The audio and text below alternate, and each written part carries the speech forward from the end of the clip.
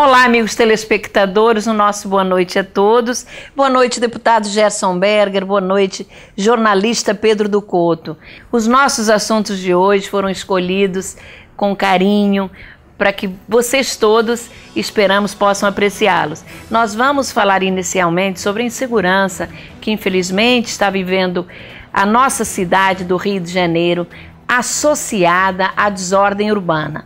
Logo a seguir, a situação que hoje vive o Congresso lá em Brasília, aí o presidente da Câmara medindo forças com o Senado e com o próprio vice-presidente, com o Temer, que é o articulador político da presidente Dilma. E também, por último, o panelaço ocorrido na última terça-feira, além de, parece que o envolvimento do presidente Lula aí com Odebrecht, enfim, assuntos que esperamos possam de alguma forma contribuir à reflexão dos problemas enfrentados no nosso estado e no nosso país. Mas inicialmente, como não poderia deixar de ser, eu quero parabenizar a todas as mamães. Amanhã é Dia das Mães, um dia tão sublime, uma palavra tão doce e que nos leva à reflexão, a momentos vividos com a nossa querida mãezinha, eu que já não tenho mãe, mas você que está aí nos assistindo,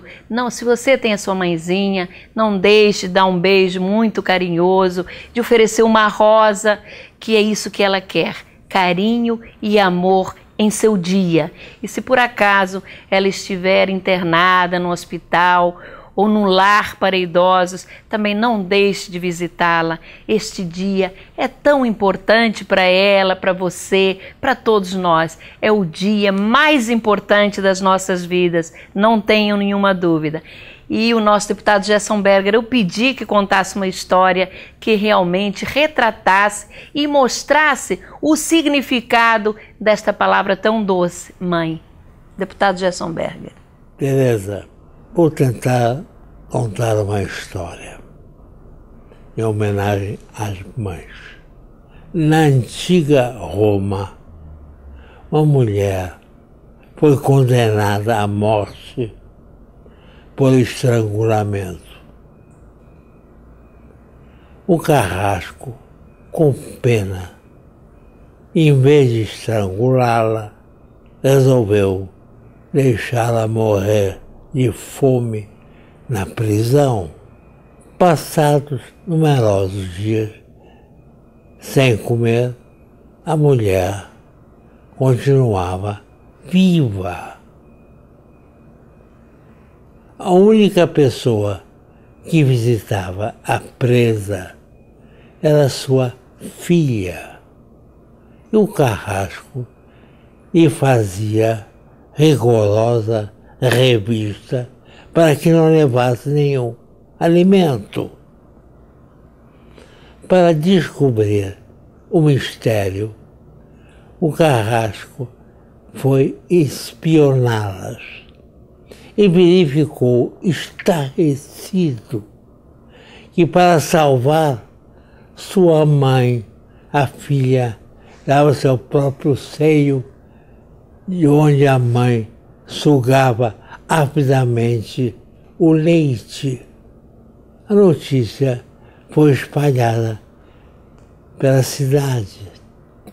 Diante de tanto amor filial, a mulher condenada foi perdoada.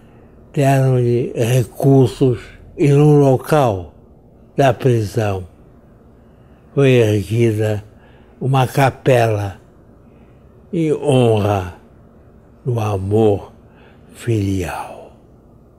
Essa história escolhi para contar a pedido da Tereza. Tanto amor tinha por sua mãe. E nós todos também, que não temos mães, lembramos da nossa mãe com saudades, muitas saudades. E vocês que ainda possuem a sua mãe, dê-lhe amor, muito amor. Obrigado. É absolutamente justo que a mãe precise de amor de seus filhos. Afinal, ela deu a vida a eles. E com isso, ela se transformou num símbolo eterno da existência humana. Um ser capaz de carregar outro dentro de si durante o período todo da gestação e acompanhar os seus filhos durante toda a vida. Eu tenho muitas saudades da minha mãe, que já se foi. E tenho muito prazer em festejar a data do Dia das Mães com a minha mulher Helena, com as minhas filhas Tatiana e Vanessa, porque estou participando de um ato de amor tão intenso quanto esse que o Gerson acabou de se referir e a Tereza também fez alusão. Comemore o Dia das Mães com as suas mães. Não esqueçam. Bonitas palavras, Pedro. Emocionante a sua historinha, viu, Gerson? Esta filha era também mãe e tinha como avaliar este sentimento que é tão grande, é tão profundo. E é isso. E ainda sobre emoção, e partindo para um dos assuntos já anunciados, nós vamos falar inicialmente sobre um problema que vive a nossa cidade do Rio de Janeiro, que é o crescimento da violência. E até parece absurdo, mas todos nós podemos achar que há uma certa conivência de órgãos da prefeitura, principalmente dos agentes da Secretaria de Ordem Pública, quando assistimos a reportagens onde os jornalistas encontraram pelas ruas do centro da cidade diversos ambulantes vendendo objetos roubados, especialmente celulares. O problema é que o poder público municipal nada faz para inibir e até prender esses camelôs que ali estão ganhando dinheiro em cima da violência praticada contra o cidadão que foi vítima do roubo de seu aparelho e muitas vezes foi agredido fisicamente. Na semana passada, a TV Globo mostrou cenas de um homem sendo esfaqueado por 3 delinquentes que tentavam roubar seu cordão na Avenida Rio Branco. No dia seguinte, 3 viaturas da polícia ficaram estacionadas nessa avenida. Todos nós sabemos que esse tipo de ação nada resolve. Primeiro, porque os marginais imediatamente se deslocam para outra região. Segundo, porque se ocorrer um furto ou roubo a 100 metros da viatura policial e o cidadão for até lá denunciar ou pedir socorro, vai ouvir do policial que não pode abandonar a viatura. Assim, minha gente, precisaria de uma viatura em cada esquina da Avenida Rio Branco e, de preferência, Gerson e Pedro, dos dois lados. Acho que a violência no Rio de Janeiro tem como principal fator a desordem urbana que tomou conta da cidade. Questões de ordem social, como, por exemplo, o crescimento de pessoas que vivem em situação de rua, precisam ser resolvidas. Não confinando estas pessoas em abrigos, que são verdadeiros depósitos. Eu tive a oportunidade de ver isso. Mas sim dando-lhes dignidade. Investir na ressocialização dessas pessoas é obrigação e dever da prefeitura. Quanto aos ambulantes, Gerson e Pedro, eles precisam trabalhar e ganhar o seu sustento, mas deve ser de maneira ordenada pela prefeitura e esta tem que fiscalizar sim e saber a procedência da mercadoria vendida. Acho isto essencial e gostaria que você, Gerson e Pedro, também manifestassem a sua posição em relação ao assunto. Tereza, não tenho dúvidas que o crescimento da violência está diretamente ligado à bagunça que tomou conta dessa cidade. Associações de moradores e grupos representativos da Zona Sul se mobilizaram e foram ao Ministério Público pedir providências contra a prefeitura por tudo aquilo que acabamos de falar.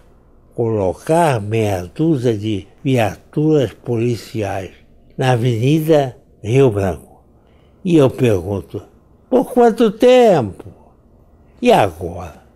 A Secretaria de Segurança, sem o aval do governador Pezão, tenho certeza, anuncia que vai colocar nas ruas policiais andando de bicicleta e montados em cavalo. Imagine até o policial descer do cavalo, amarrar o cavalo em lugar seguro e sair correndo atrás do ladrão. Uma vergonha, não dá em nada. Os ladrões já fizeram o que serviço e se mandaram. A mesma coisa com o ciclista. O ciclista tem que atravessar a Avenida Rio Branco, no meio do tráfego, atrás do ladrão, largar a bicicleta para pegar o ladrão, e enquanto ele não pega o ladrão, porque o outro já subiu, o parceiro do ladrão já pegou a bicicleta e saiu fora e foi vender a bicicleta, só dando gargalhada. Imagina o pessoal que está na janela assistindo essa pantomima. A volta dos policiais andando a pé, vê se lembram, Cosme e Damião, precisam voltar, mas não podem engordar, porque quando engordam não tem força de correr atrás do ladrão. Também a prefeitura deve investir no ordenamento, na fiscalização e acabar com a desordem que tomou conta da cidade. E nos dá uma enorme sensação de insegurança, gente. E gera aumento da violência. Prefeito, a nossa cidade que é tão maravilhosa poderia ser muito mais. Se o senhor resolvesse investir mais no seu dia a dia. O problema tem solução. Aposto que quando chegarem os Jogos Olímpicos, a cidade vai virar um primor. Mendigos e ambulantes somem. Vão todos, quem sabe, morar na Gávea Pequena, na residência do prefeito. E uma boa, passando a bola para você, Pedro. Já imaginou? Isso tudo é uma vergonha. Onde vai acabar isso? Ô Gerson, depois do cenário chapliniano que você descreveu, e como a reportagem da TV Globo mostrou, do alto, em plena Avenida Rio Branco, pivetes correndo, roubando objetos, celulares e desaparecendo no meio da multidão. Nós todos devemos reconhecer aquilo que a população já concluiu há muito tempo. A insegurança na cidade do Rio de Janeiro é total, total. Não há bairro que escape, nem na Zona Sul, nem na Zona Norte, nem no subúrbio, nem na Baixada Fluminense. E os roubos se sucedem, os conflitos entre grupos rivais de tráfico de drogas se enfrentam, enfrentamento diário, policiais feridos, mortos em quantidade. Não há um dia em que não se noticie, não se veja na televisão uma notícia de um tiroteio numa região qualquer da cidade. Impressionante, impressionante. Atrás de tudo isso está fomentando a insegurança, o tráfico de entorpecentes. Sem falar nas balas perdidas que têm matado tantas pessoas. É uma calamidade. A situação de segurança no Rio de Janeiro é de calamidade pública. A insegurança é total. Bom, mas como o nosso tempo é muito curto, nós já vamos passar para um outro assunto e lembrar que ontem, dia 8 de maio, foi lembrado o Dia da Vitória contra o nazifascismo na Segunda Guerra Mundial. Sempre acontece um evento realizado pelas Forças Armadas e pela FEB no Aterro do Flamengo. E lembrar que esta lei é uma lei do nosso deputado Gerson Berger, de 2003, quando ele era vereador. Então, Gerson, os meus parabéns por instituir esta lei que é tão importante e que nos faz lembrar um momento fundamental na vida de toda a humanidade, que foi a luta pela democracia. Foi o momento em que o bem acabou prevalecendo contra o mal. Pois é, minha gente, mas nós agora vamos passar para a política nacional e eu gostaria de abordar e dizer que me surpreendeu a falta de coragem da presidente Dilma para se pronunciar em cadeia nacional no dia 1º de maio, Dia do Trabalhador, e que abriu espaço para que o presidente da Câmara Federal, Eduardo Cunha, junto com seu partido, o PMDB, e a oposição ocupassem o seu lugar. A oposição fazendo discursos e Eduardo Cunha apresentando propostas. Desde 1999, a correção do Fundo de Garantia por Tempo de Serviço tem como indexador a TR, ou seja, a taxa referencial, que trouxe ao trabalhador, nos últimos 15 anos, uma defasagem de 100% na correção do FGTS. Eduardo Cunha parece que assumiu o compromisso de alterar essa situação, declarando que vai apresentar um projeto de lei em regime de urgência, assinado pelos líderes do PMDB e de Solidariedade, propondo que a correção do Fundo de Garantia seja aplicado o mesmo índice da inflação, o que é mais do que justo. Cunha está tomando decisões que vão de encontro ao interesse da sociedade e do trabalhador. Com isto, o presidente da Câmara enfraquece ainda mais o governo da presidente Dilma e seu partido PT. Gostaria de ouvir vocês dois, Gerson e Pedro, sobre esta posição de Eduardo Cunha, que, claro, agradou ao trabalhador brasileiro. Tereza, não podemos esquecer que o PMDB é aliado do governo da presidente Dilma, que Michel Temer é o vice-presidente da República e articulador político do governo no Congresso e é também presidente do PMDB. O problema está no Temer, que vive um momento de azedume com os presidentes dos dois maiores poderes, que são a Câmara Federal e o Senado, e tem contra eles o fato de estarem envolvidos em inquérito da Operação Lava Jato. Além disso, o Renan Calheiros está irado com a presidente Dilma por ter demitido seu afilhado e ex-ministro de Turismo, Vinícius Lage. Imagine, logo ele, que sempre foi um fisiologista, atacar a articulação política e o fisiologismo usado por Temer na distribuição de cargos para atender a base aliada do governo. Numa resposta dura, Temer disse que o respeito institucional é a essência da vida política, assim como a ética, a moral e a lisura. Difícil para Renan ouvir essa resposta, principalmente sendo alvo da Operação Lava Jato. Ataques também têm sido feitos à presidente Dilma. Claro, porque Renan tem seus interesses pessoais atingidos. Não são novidades. Daí a decisão de colocar em votação projetos de lei que vão contra o interesse do governo, como fez o Eduardo Cunha.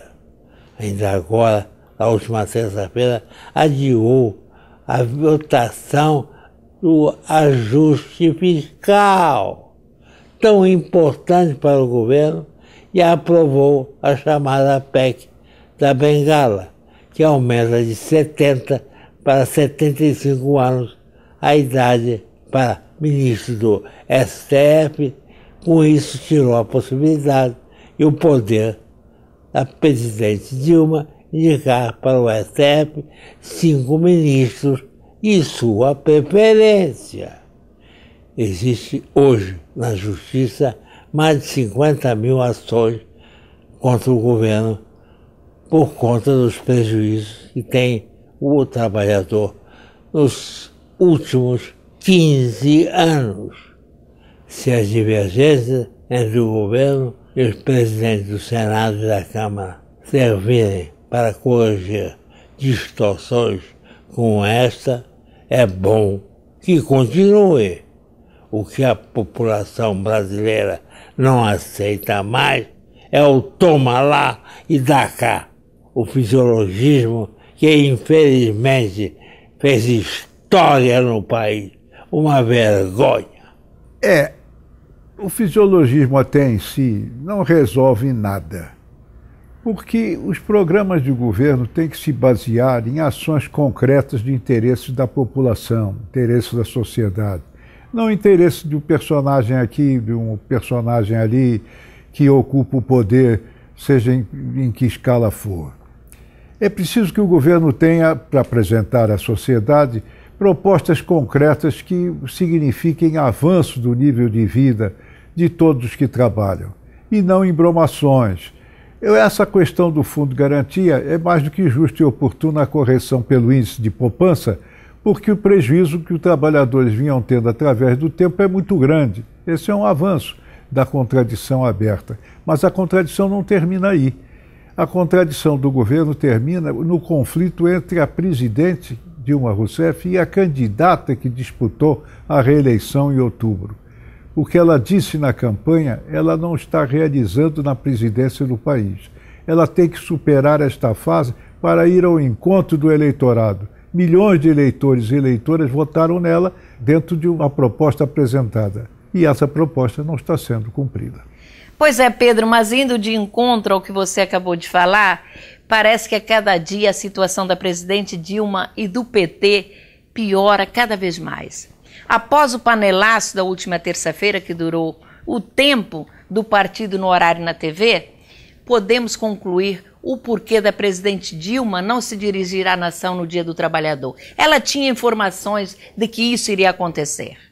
Também o líder maior do PT, o ex-presidente Lula, está em queda vertiginosa e o Fora Lula já o atinge em todos os protestos, inclusive no panelaço de terça-feira. Pudera, com tanto escândalo envolvendo o seu nome, somente se a população brasileira fosse cega, surda e muda, é que ele seria poupado.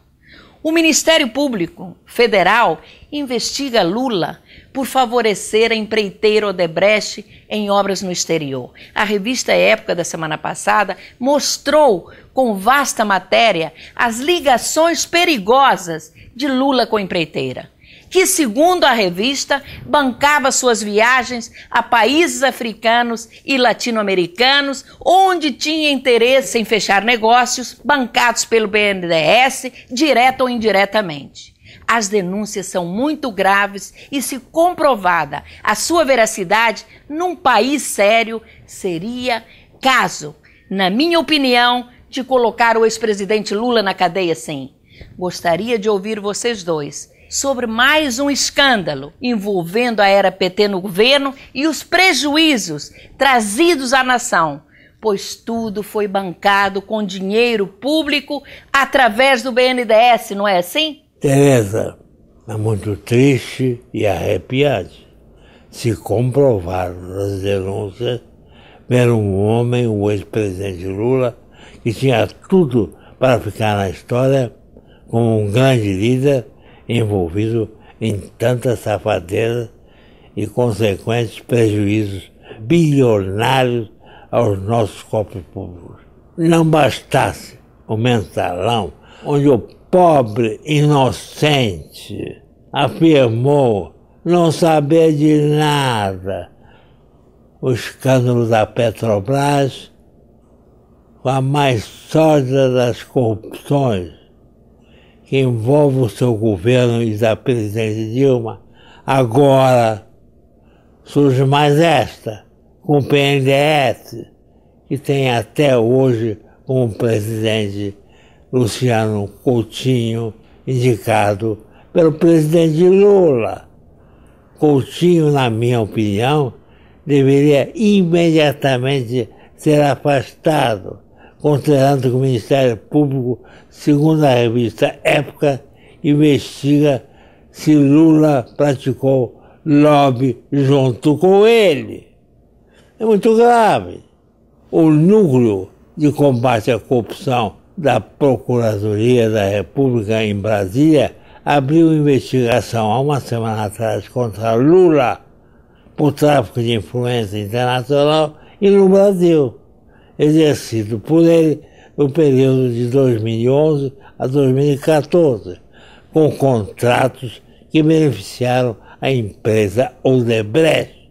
uma das principais empresas envolvidas na Operação Lava Jato e tinha suas obras na África e na América Latina bancada com financiamento vindo do BNDES.